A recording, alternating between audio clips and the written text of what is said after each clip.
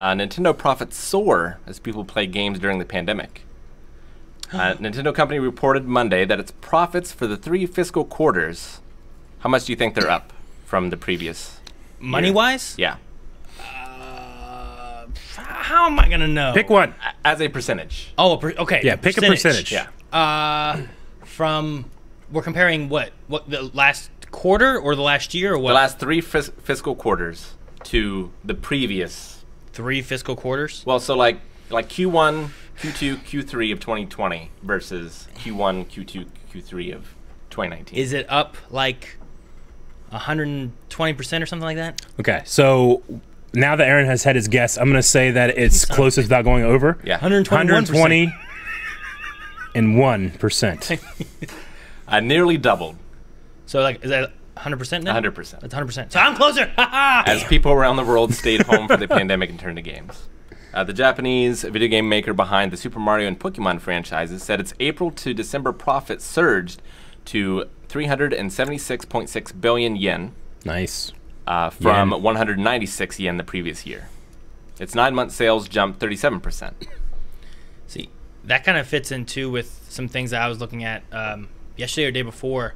I was listening to like a podcast and like a conversation that these people were having where they were talking about it was about video games in 2020 and how things like Nintendo Switch, like you could, if you look in Google, you can look at the correlation of like when people were searching quarantine and then when people started searching for Switch and how many more times they were looking for like Nintendo Switch or when the quarantines and stuff started happening. Gotcha. And like 2020, when a lot of people thought that the game industry was going to do terrible because people were going to be quarantined without money and whatever else, right? It surprisingly did like the opposite because even though people weren't having money, they also didn't have anything else to do. Yeah. Sure. So they were spending money on games and stuff, and it did really well. And there was some really cool developers out there that like offered some games for free and stuff. Sure.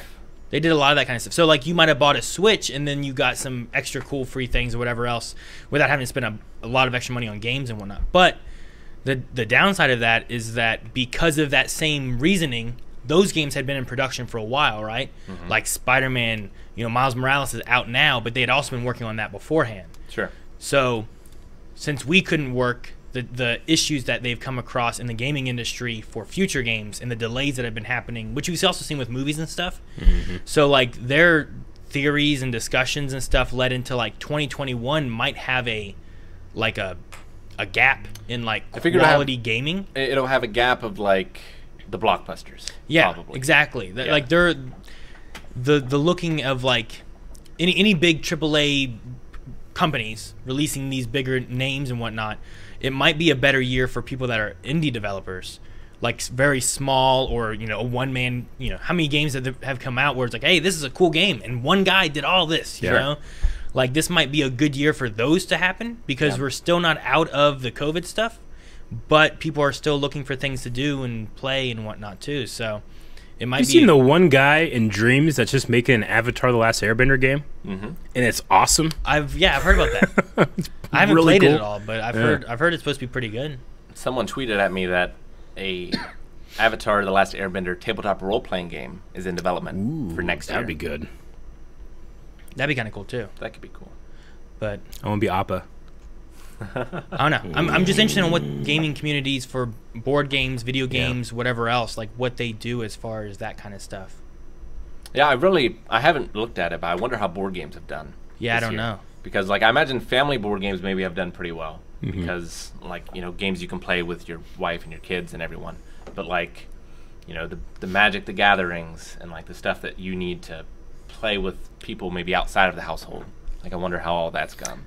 I know a lot of the Magic the Gathering people play online now. That's true. Yeah, that's true. See, and that might have hit more too. Yeah, like done better and whatnot. Now I know they do like digital version of the game, but I imagine there's a way that you can actually set up some cameras and play with physical cards too. You definitely right? could, and I've done that over the pandemic through Discord and stuff. But there's stuff like Tabletop Simulator, but not all of that is like official stuff. That money's going to go to the actual makers of the board game.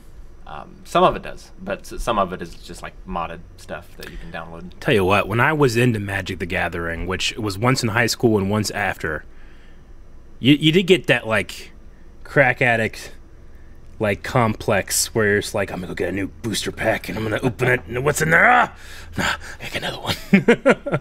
Yeah, like I definitely like was one of those things where like if I had money, I would spend way too much on this. I mean, it was pay to win before pay to win, right? It really was. I mean, Pokemon was kind of like that too. It's like I hope I get a good one. I hope I get one.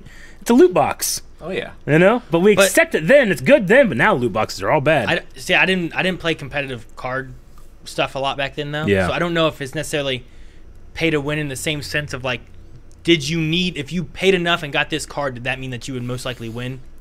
Or is it just like you got to pay more to get this stuff, and it's basically loot boxes, but maybe not pay to win? I heard they were bringing back like poison or disease or something like that. Have you heard that? In Magic? Yeah.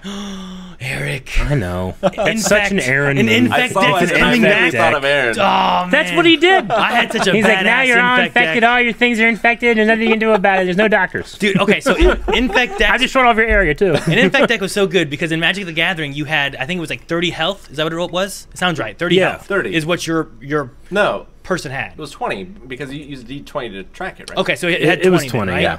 Infect deck would infect you, and it would take half as many hits to your person to kill you.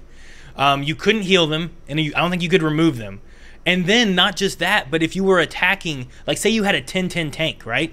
If my 1/1 creature hit and combated your 10-10 tank, my 1/1 creature died, but it infected your creature and made it a 9/9. Ugh. So now you had a 9/9 tank. Isn't that gross? Like I had like, here's my angel deck. Here's my Birdman deck. That's not an angel. So Eric would just be trying to He's heal. like, here's my infect deck. And I'm like, well, that doesn't matter. I hit you 10 times, you lose. You know? This is why we had coronavirus. It was so good, and I loved it. And then like the next season or so, they started shifting away from that, and then eventually it became not standard. Whatever the.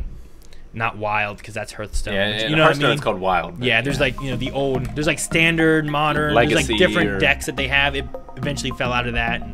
But the time that I played my Infect deck, I loved it so much. It didn't beat everything, but it was still fun, pretty good. Fun for you. Yeah, it was fun. Not for the other person. I had fun with it. It was great. That's